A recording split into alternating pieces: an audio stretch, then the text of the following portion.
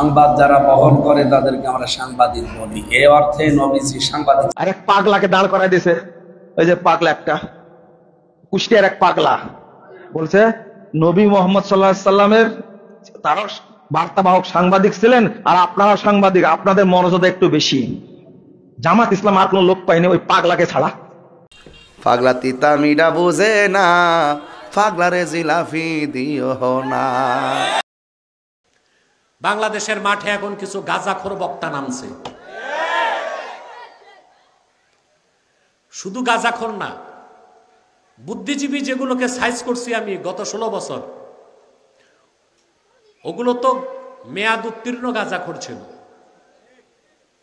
আর এগুলো যে গাঁজা খাইছে, এটা মেয়াদ উত্তীর্ণ না হইলেও যে গাঁজা খাইছে এতে সন্দেহ নাই। এক গাঁজাখোর বক্তা বলছে নবী অর্থ সাংবাদিক। একটা হলো সুখ টান, যেটা এমপি মন্ত্রী বড় লোকরা টানে, হাবি আমনে ধরে।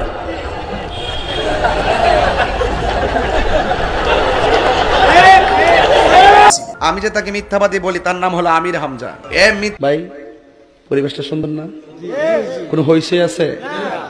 আমি কি কাউকে গালি দিয়েছি, কাহার বিরুদ্ধে বলতেছি? কথা কি ক্লিয়ার না ভেজাল আছে?